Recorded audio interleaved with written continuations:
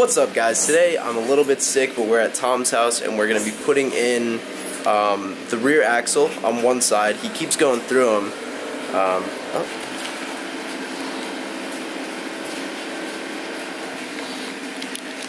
Somehow he keeps going through axles, and then we're installing rear camber bolts. He wants to even out his rear camber so that it'll fit correctly now that we have the 15mm over fenders. We showed you guys a little while ago. I said I'd update, but we never did, but they're all finished now.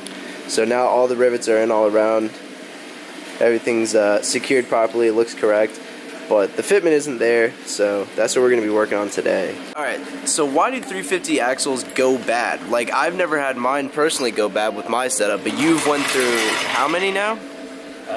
On the driver's side, it's probably been at least like 6. Jeez. And this is my first passenger side one. But why? It's not really the axle goes bad, it's the boot that tears and then slings grease everywhere. If you let it go long enough, then your axle probably would just like separate. And that'll actually be like a really bad axle. Right. Reasons for going bad, I'm lowered a lot, so it's stretching the axle. But you do air up when you drive, so why would it affect it then, I guess? I honestly don't know. It's it could be because I like just punish the car. And you punish the car? Punish the car and just do dumb shit with it all the time. But right. Some people say it's because you lowered it and you stretch it out. Some say the angle of the axle, even though I don't really believe that one. What are solutions to it though? You talked about getting axle spacers, but you never did. Are they hard to find? So solutions, the first one I think is axle spacers. What it does is you put it's literally a spacer that goes between your diff and your axle where they bolt together. And you can get different sizes. I think the most common is like 15 millimeters. Right. Maverick, the one that used to sell them a lot, actually sold out of them. And I think the company's out of business now, so all you can get is used ones.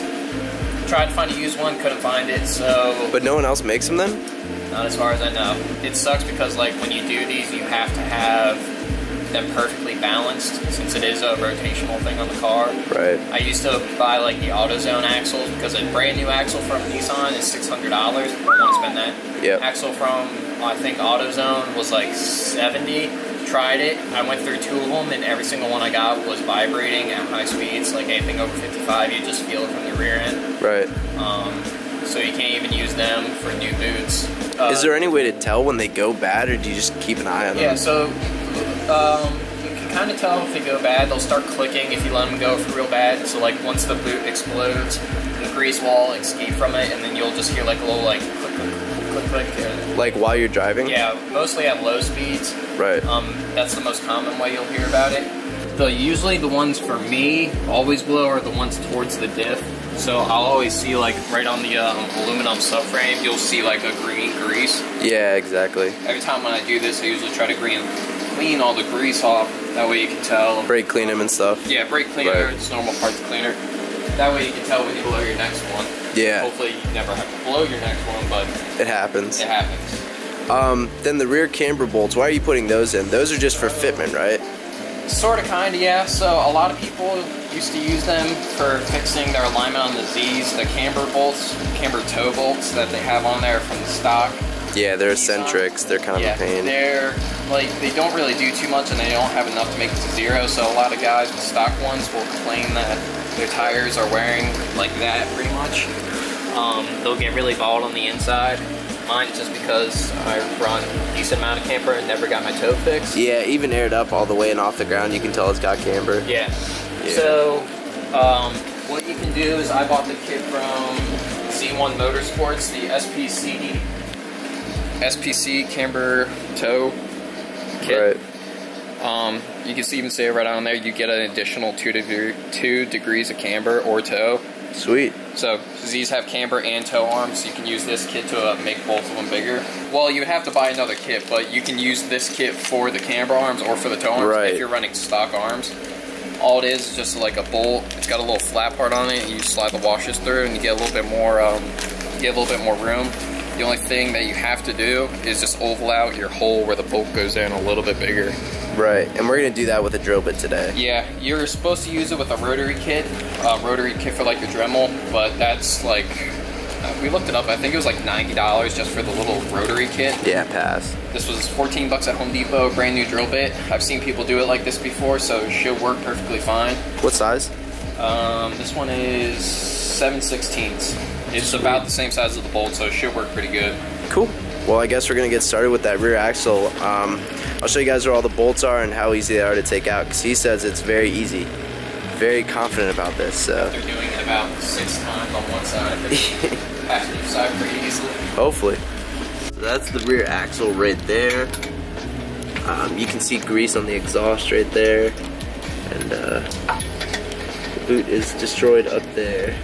He said you only need a 14 and a 32 for the axle nut on there, and we just have it jacked up now, and we're taking off both wheels. So right there is the axle that we're going to be replacing. If you have a single exit and it's on this side, then you don't have to drop the exhaust. But in our case scenario, he has a true dual NVIDIA? Yep. NVIDIA. So we got to drop the exhaust on that side. So that's what we're doing now. It's just 14 mil bolts. Yep. So we're just getting that out of the way real quick. This is what he meant about cleaning up grease. This is all from the grease boot. Yeah, it's not even the worst of it. The worst of it's up there. Really? Up in it. Wow. Nasty. See if I can. Right up in there. All nasty.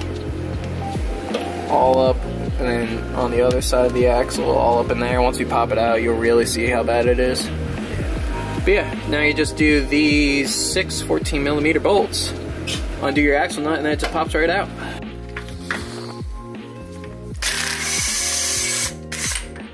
Just like that.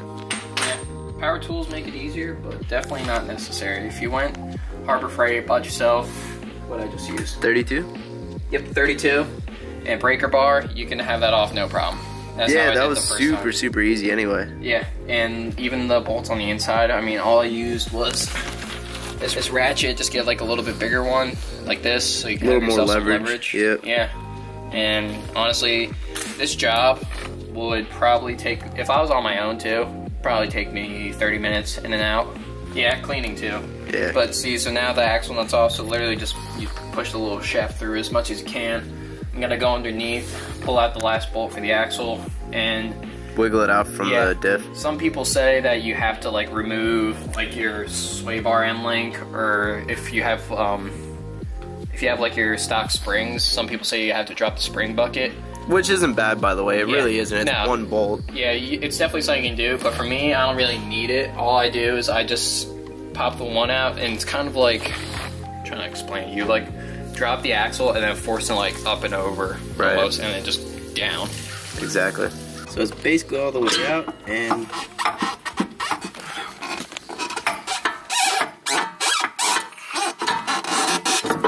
just like that.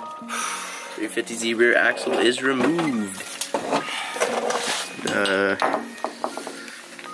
Oh, that's nasty. So you can see right there. Oh yeah. Yeah, almost all the grease is out of it actually. Yeah, all of it basically. There's a little bit like compacted in here, but for the most part it's all blown out. Yep. So we were gonna pop the new axle back in and then do the camber bolts, but I figured this gives me a lot more room since the axle's out. Yeah, definitely, so you don't have it back there. Yeah, so what we did was took out the camber bolt, the OEM camber bolt that was in there. Right. Took it out and then aired up the bag. Yeah, life hack if you have bags. You air up the bag to pop it down. Yeah. If you don't have bags, if you're on like coils or stock suspension, it would be a lot easier because all you would have to do is just do the bolt that's close to the knuckle and this whole arm would swing down. But since my bag is connected to this bucket, I really don't want to mess around with it. So I'm just doing it this way. And it gets me enough room. Another reason why I'm doing these camber bolts as opposed to separate arms is because I have to keep these spring buckets. I believe there's one other company that makes aftermarket control bucket arm things. Yeah, a lot of them make the full camber arms that replace this whole thing. Yeah, exactly. It looks like that with an angle. One. And so there's a company that pretty much makes this, but incorporates a bucket into it. Oh, really? Yeah, except it's $1,000 for both of them. And so I would rather try this part. This part was, I think, $31 from Z1 Performance. And it's, so if it works, it'll work. If not, then I'm just gonna have to live with it. Yep.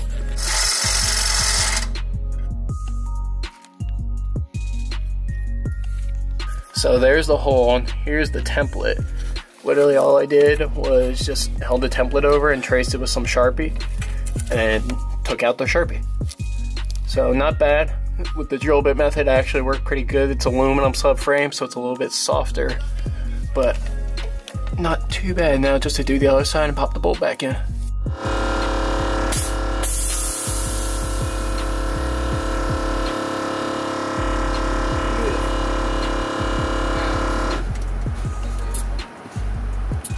Huh?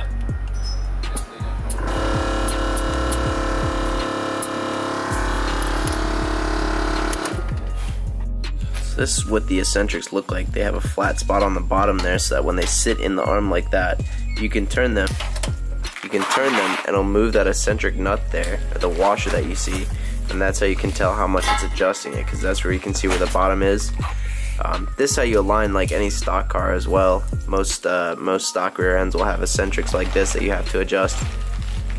This is what the stock bolt looks like. It's all round compared to this one. So I guess that's why these have more adjustability to them. I don't quite understand, but that must be it. You want to show them this moving around? And you can kind of see it. So you can see, like, while I'm spinning this nut here, this, oh boy, it's getting tighter, hold on. This arm itself is moving the whole entire knuckle. Yep.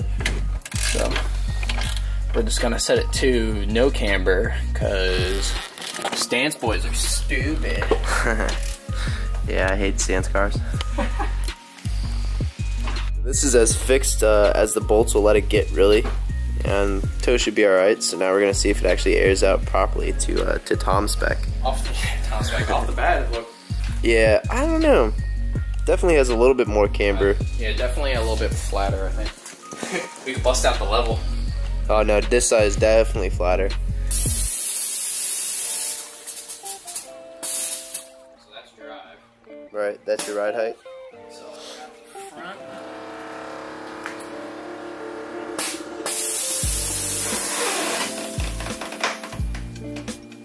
Here's the left. Ow, my toe. Ow. Damn it. I aired out on my feet. Let me know if it gets like close. No, keep going.